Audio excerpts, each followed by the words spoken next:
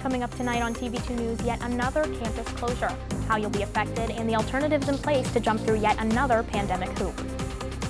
The coronavirus is not slowing down in the U.S., and its implications have health officials warning of a possible twindemic. How to stay safe as flu season approaches. Arguably the most talked about election in U.S. history is only 2 weeks away, and it's already breaking records across the board. Everything you need to know before November 3rd. And wake up at the crack of dawn tomorrow and you'll be looking at quite the dazzling display in the sky. We'll preview this once-a-year phenomenon coming up. TV2's News starts right now.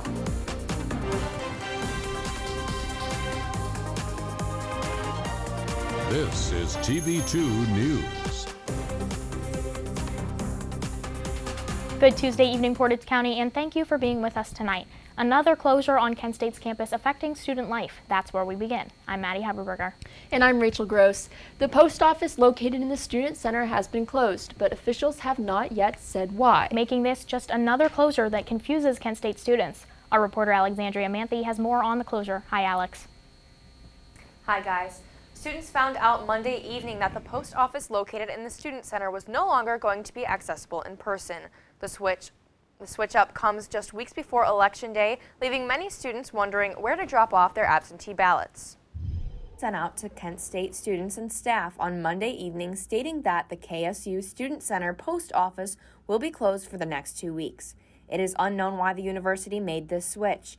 In the flashline announcement email that was sent, there is no explanation as to why the post office location was shut down. I reached out to Eric Mansfield, the Assistant Vice President of Content Strategy and Communications, and he did not clarify the reasoning behind the closure and told me to refer back to the original email. KSU students and staff are still able to drop off prepaid and stamped outgoing mail to the drop box located in the first floor of the Student Center. These letters must have proper postage. If students do not have stamps, they can be purchased at either the flashcard office located on the bottom level of the Student Center, at mail services located on the first floor of the Administrative Services Building, or at the Kent City Post Office located at 626 Franklin Avenue. For more information on this closure, you can visit kent.edu/Kent Student Center. Reporting from the Franklin Hall studio, I'm Alexandria Manthey. Thanks, Alex. Now, the university also updated its COVID-19 dashboard today, reporting 63 new cases this past week.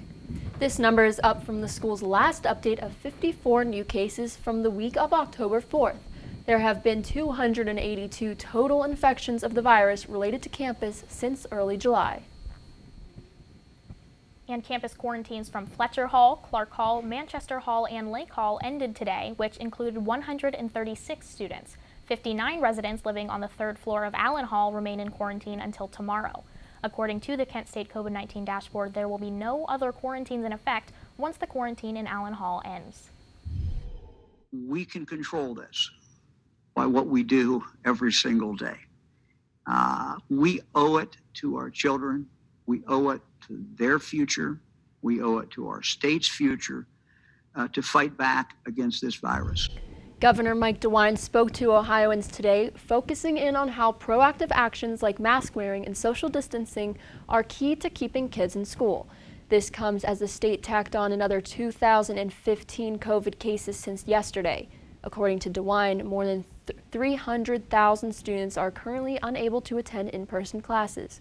And in the past 2 weeks, 16 school districts have scaled back to hybrid and remote models of learning. And amidst a surge in COVID-19 cases in Ohio and nationwide, health experts warn the onset of flu season could give rise to another health crisis this fall. TV2's Connor Steffen reports.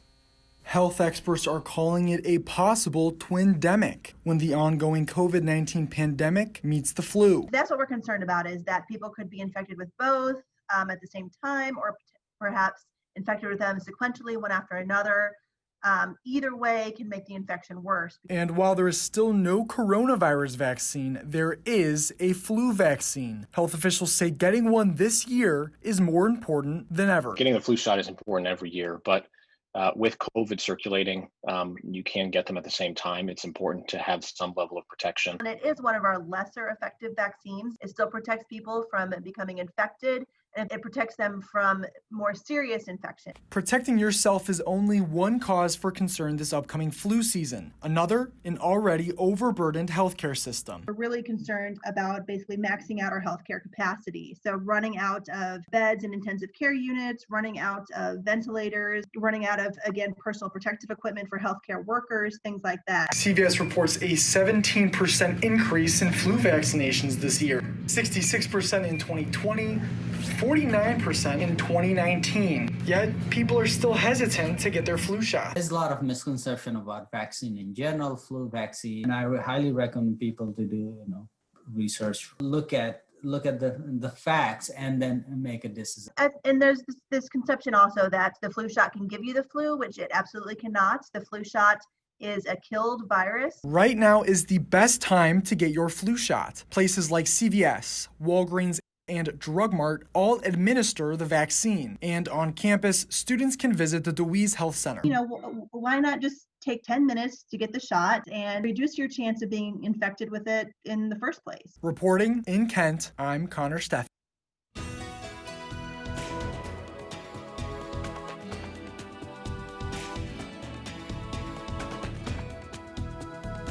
Well, hello, Portage County. Welcome to your local weather forecast. I'm Dan, your weatherman. If you're hoping to catch the meteor shower tonight, be sure to stick around to find out how many shooting stars you'll get to wish upon for tonight. But as for now, we go into our current conditions, and Kent, you can clearly see it feels like 58, but the high dew point and very high humidity makes it feel quite a bit colder, unlike a little bit earlier on in the day. Thanks to the cooler temperatures now, it feels a lot less thick in the air. Wind coming at northeast at 6 miles per hour, moving on to the northeast Ohio temperatures. As you can see, Ashtabula is facing 58 in Cleveland as well. Mansfield, for all of you who might be going to the Mansfield Reformatory for a little spooks and scares, be treated to some nice pleasant weather throughout the night. 60 degrees, maintaining that 60-degree temperature pretty much throughout the night, with temperatures rising. 59 in Sandusky, 57 in Youngstown, 58 in Canton. Moving on to our hourly forecast now, prepping all of you guys who will be out trying to catch the meteor shower later on tonight. Midnight's going to be your best chance because, as you can see, at 8 p.m. it'll be 53 degrees and cloudy, with skies slightly clearing up later on in the night. But lucky for you, temperatures will get warmer in case you decide to stay a little bit out a little bit later into the night. You won't have to deal with 40-degree conditions like we might see later on in this week. Now, at 5 a.m., we will see a light rain. So hopefully, for anyone who does go out stargazing tonight to catch the once-in-a-lifetime phenomenon, well, hopefully you get to see it before 5 because that's when the light chance of showers are coming in. But that is all for your weather forecast for now. We'll have the weekly coming up after the break. Until then, enjoy more certified need-to-know news right here on TV2. Thanks, Dan. A candidate for the Kent State Provost position did not answer a question related to her past in her personal presentation this morning. Montserrat Fuentes from the University of Iowa had an unexplained settlement with the university over the summer, leaving her with a new job but the same salary. She was originally the university's provost, but then became special assistant to the office of the president. When asked about this settlement by a Kent Wired reporter earlier today, Fuentes did not answer. And just announced today, 2 new members will be joining Rootstown's Board of Education. The additions come following the resignation of former board members Scott Krieger and Stephen Vassbinder. The 2 resigned last month amid controversy surrounding the high school's football program and the firing of former head coach Troy Spiker. Brimfield Fire Department Chief Craig Mullally will join Paul Mikuin, a car dealership general manager, in filling the general spots. 14,000 Summit County residents are without absentee ballots that have been set to arrive last week. The Cleveland Mailing Company, responsible for the late distribution of 95,000 ballots earlier this month, is again to blame. Midwest Direct, the company behind the late shipment, reported delays were due to mechanical errors in a higher than expected number of ballot requests. Residents should receive their ballots in time for the November 3rd election. And the countdown to November 3rd is on, and both candidates are in the home stretch of their campaigning. TV2 is home to all of your election coverage. Stick with us. Will Americans ever see a new stimulus deal? The deadline is coming close as negotiations on Capitol Hill continue, when you could possibly see assistance. And it is set to be a cool and calm rest of the night, but once the clock strikes midnight, rain showers may arrive and could put a damper on your midweek plans. I'll break down the week ahead. Stick with us. This is Portage County's TV2, broadcasting from the campus of Kent State University. Streaming online at kentwired.com.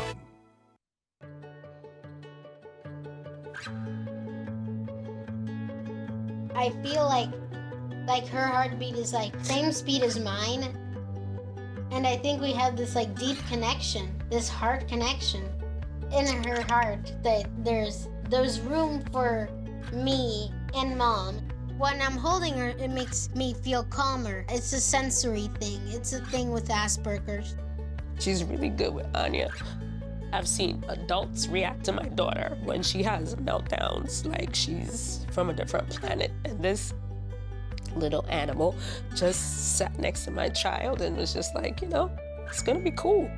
She's my superhero. Good job, Kitty Cat. When we adopted Lucky, we discovered all the wonderful things that make her unique. Lucky's a little bit of a lot of things, but mostly she's pure love.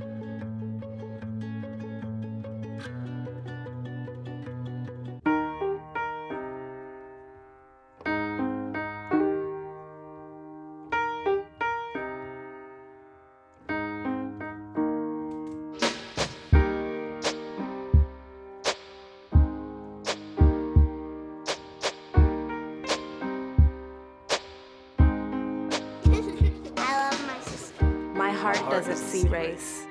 Love is love.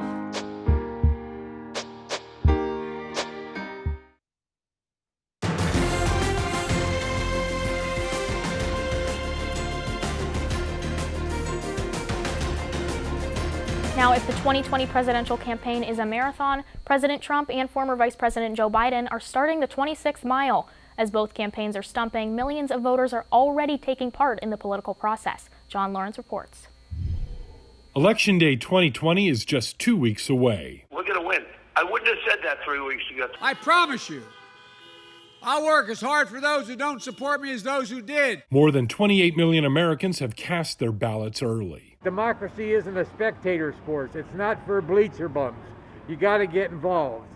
So that's why I'm here, and so I'm going to do my democratic duty. You know, if you're not going to vote, don't complain for the next 4 years. That's the way I look at it. Over the next 14 days, voters will decide whether to have another term with the Trump administration. With your continued support every day between now and November 3rd, we're going to have a great victory. Or start a new era with a Biden White House. Justice is on the ballot in 2020. Economic justice is on the ballot in 2020. Climate justice is on the ballot in 2020. Trump and Biden are scheduled to debate for the second and final time this Thursday. The Commission on the Presidential Debates announced microphones will be muted to prevent interruptions. He has never offered a plan. I'm John Lawrence reporting. Up until Election Day, the Portage County Board of Elections will hold early in-person voting. It is open 8 a.m. until 6 p.m. until Friday, with varied hours on the weekend. The Board of Elections will be open until 7 p.m. the next week, with additional voting hours on the weekend. You can vote between 8 a.m. and 2 p.m. on November 2nd, and from 6:30 a.m. and 7:30 at your polling location on Election Day, November 3rd. For how to find your polling location, see the link below. And moving to our neighboring state, Pennsylvania, the Supreme Court voted to allow Pennsylvania to count mailed-in ballots received up to 3 days after Election Day. That means ballots that arrive up to November 6th will be counted, as long as there's no proof to suggest that they were mailed after polls closed. The justices divided 4-4 in the decision, with Republicans opposing the extension, saying it violates federal law. The state's Attorney General Josh Shapiro said that he supports the court decision, quote, not to meddle in our already working system. And sticking in Pennsylvania, Melania Trump has canceled plans to attend a campaign rally there tonight. The First Lady had been set to join her husband, but her chief of staff announced Mrs. Trump will not travel out of abundance of caution. She said Mrs. Trump is still experiencing a lingering cough following her bout with COVID-19. Tonight would have been her first in-person appearance at a campaign event outside of the White House in more than a year. We have a lot of challenges ahead of us, and I can't help thinking that we're really, going through a time that's disturbingly anti-science in certain segments of our society. Now, yesterday, President Trump stated that Americans are tired of the pandemic and that more people would have died if he listened to Dr. Anthony Fauci. The president is hosting a string of rallies as he ramps up final campaign efforts. The video here shows President Trump in Arizona yesterday, and he headed to Pennsylvania today. Trump, who currently trails Biden in the polls and is falling behind in campaign fundraising, is hoping the last-minute efforts will lead him to a repeat of his victory in the 2016 election. Months after the first stimulus bill was passed, Congress is still debating on a second. Speaker of the House Nancy Pelosi has set a 48-hour deadline to coming to an agreement on the bill. The debate around a second bill is still very much partisan. Many GOP members oppose a bill that would be too high cost. Pelosi's deadline ends today, leaving many in the dark on if a bill will actually be passed. Multiple wildfires continue to burn in Colorado today as dry conditions persist throughout the state. This year's fire season has brought two of the largest recorded wildfires in the state's history and has led to the evacuation of hundreds of homes. The U.S. Department of Agriculture announced today that it will close all national forest land in several Colorado counties due to the fires.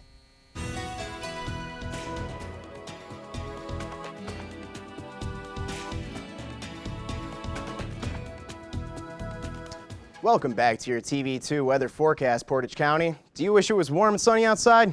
Yeah, me too. And I'm sure the rest of Ohio feels the same way because cool temperatures and cloudy conditions cover all of Ohio right now. As you can see, it is 58 in the northeastern Ohio region with temperatures not fluctuating much past that, but 56 in Dayton, all the way down to 50 in Cincinnati. It's kind of surprising considering we're going to see a warm pressure front moving in from the south that they would actually be trailing behind us by almost 10 degrees. Now, as you can see from the radar for the rest of tonight, conditions are clear, but going into later on in the night, we will see some clouds start to come up into the northern and western region of Ohio, much of it kind of clearing above Akron and Mansfield and our own local community. Moving on to the 7-day forecast so you can plan out the rest of your week, we will see humid and windy conditions start to kick up as the weather does so, as well as we see that warm pressure front coming in from the south. Wednesday, you could see a high of 68, although you won't get struck by weather on Thursday this time. You might get struck by lightning on Wednesday. Good joke. Thursday, 74 as we start to see the weather climb, 60 for a low. It's going to be mostly warmer and sunny throughout the day, although Friday is where it will really be at. So if you have any plans this weekend that will be socially distanced and responsible, maybe some pumpkin carving, I would highly suggest snagging that Friday weather with a high of 77. It's almost like summer. 49 for a low in the opposite direction. Ouch. Saturday and Sunday, though, we will see some more climate conditions this weekend as we see the weather start to drop back down. 53 for a high and 43 for a low on Saturday. It will be cooler with a mix of showers as we see two pressure fronts starting to swirl in on each other. 49 for a low and 49 for a high, 41 for a low on Sunday. And that's a good day to take rest because we will see many showers and storms in the AM as things start to clear up in the PM. Monday, though, 55 for a high. Can't ask for much more. This has been your weekly forecast for the moment, but keep your fingers crossed. Hopefully by next week, we'll be through the wettest and the worst of our weather, and we'll have a nice, crisp, dry autumn day just in time for Halloween. Stick around for more details regarding the meteor shower tonight later on. Calling all stargazers, we have the details on a potentially historic meteor shower that's headed our way this evening. Game 1 of the World Series takes place tonight. Our sports reporter Jack Berney previews the matchup and more tonight from his home in Kent. We'll be back in 90 seconds.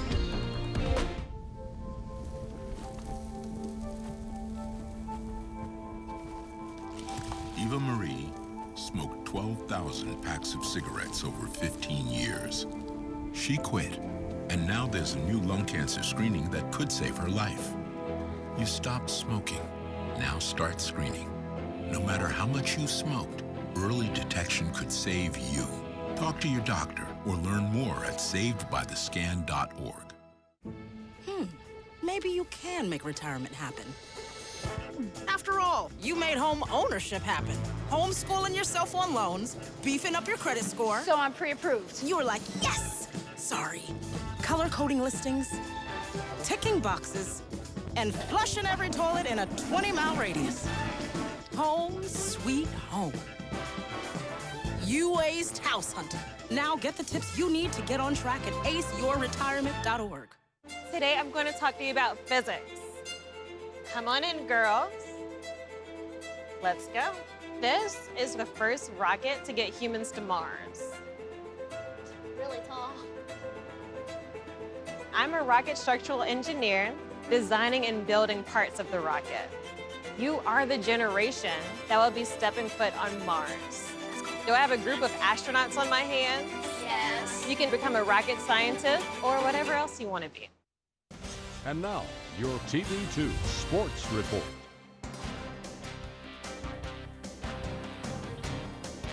I am Jack Berney with your TV2 Sports Report. Is Tua time in Miami? That's where we start today. Is Tua time in Miami as the Miami Dolphins announced today that Tua Tagovailoa would be their starting quarterback following their Week 7 bye. Tua was a fifth pick out of Alabama and has only seen game action once this season, which was last week against the Jets in the last couple minutes. Now, Tua had a wildly successful college career before dealing with a hip injury in his senior year, which caused him to miss significant time. I think the reason Brian Flores made this move is because Tua is probably as close to fully healthy as he has been, and the Dolphins want a spark as they try to go towards their playoff push, sitting only a game out of first place in the AFC East. The Chiefs took on the Bills last night in a battle of AFC powerhouses. Who could get it done? Let's find out. Here we see Josh Allen and Pat Mahomes getting ready before the big matchup, kicking things off in the first quarter. Pat Mahomes steps up, finds Travis Kelce for the touchdown. The Chiefs would go on to take a 7-3 lead. Moving on later in the first quarter, Josh Allen is going to roll to his right, and he flings it to Stephon Diggs, who makes the catch for the touchdown. It's going to be 10-3. Let's see that catch again, and we call that, ladies and gentlemen, toe drag swag, as the Bills go on top by 3. But later in the third quarter, Pat Mahomes is going to hand it off to Darrell Williams, who goes up the middle on fourth down for the touchdown. Chiefs take a 23-10 lead. But here come the Bills. Josh Allen finds Cole Beasley, who dives across the goal line for the touchdown. The Bills cut it to 6. But here we go. Josh Allen, last chance for the Bills. And it is picked off by the Chiefs. That's Sorensen, and the Chiefs go on and move to 5-1 as they best the Bills 26-17.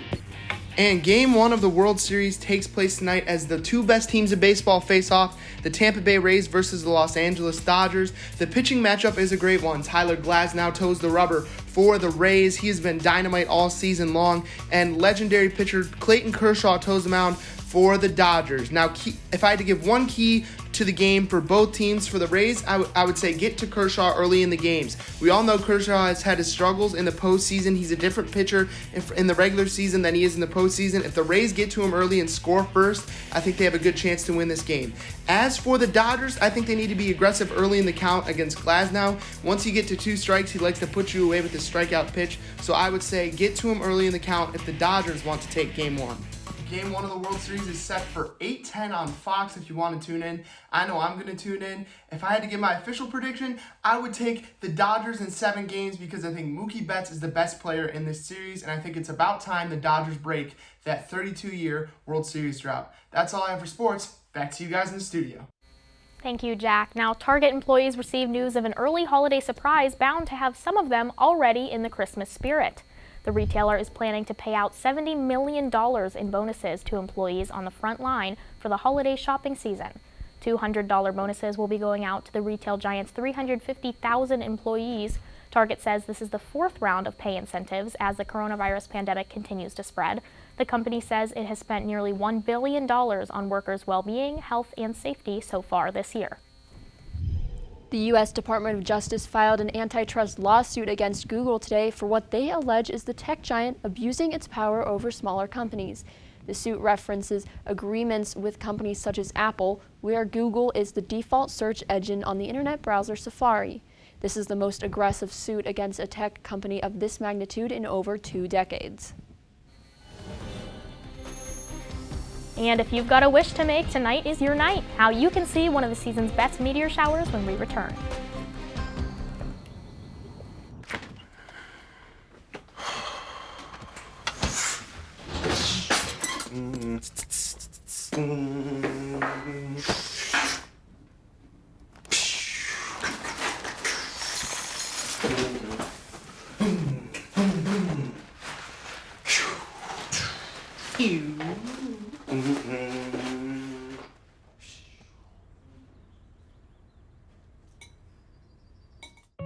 Julie was always a voracious reader. she'd carry 2 novels on an airplane because she'd read one on a 3-4 hour ride. And at some point, I began to notice that she would read a page and couldn't remember what she had just read, and she'd have to go back and read it again. I don't remember much these days after I read, but less does for me, and I love it.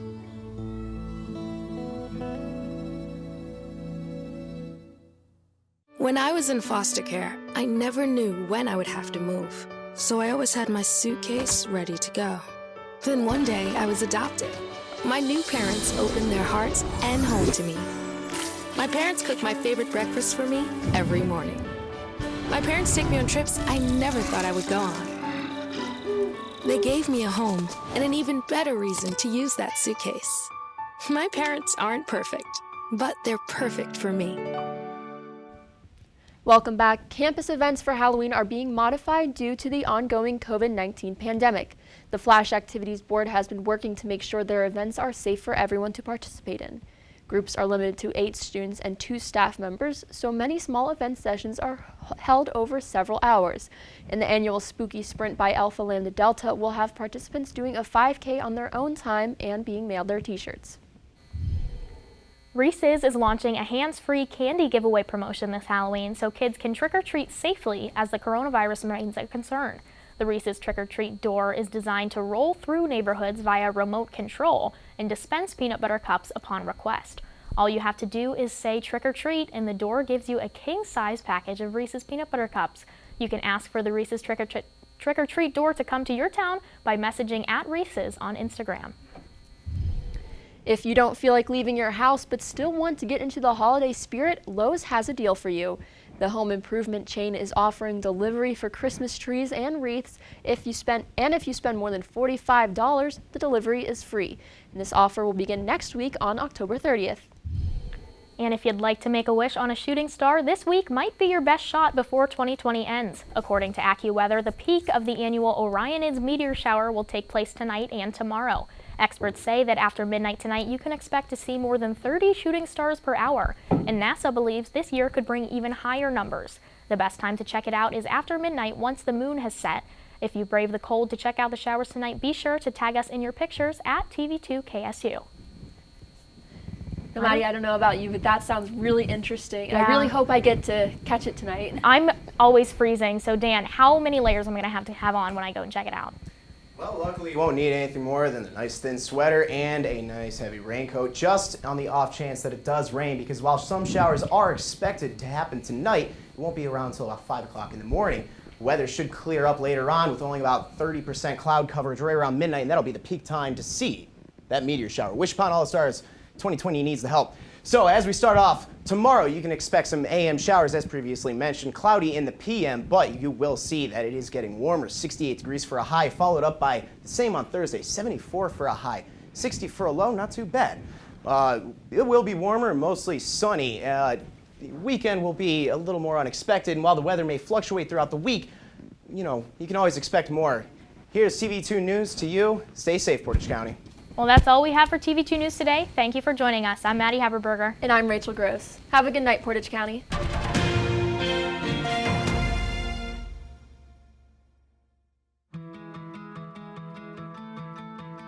There was a time in my life where I was extremely homesick. I decided that I needed a pet. When I first saw a turtle, my heart was full. He jumped up and kissed me and jumped right into my arms. I immediately went up to the volunteers at the shelter and said, I want him, he's gotta come home with me. Now I'm anything but lonely.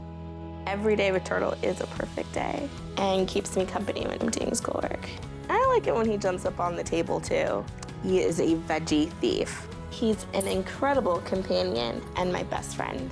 Can't say that I've met anybody that doesn't love him too. When I adopted Turtle, I discovered all the things that make him unique. He's a little bit of a lot of things, but mostly he's all pure love.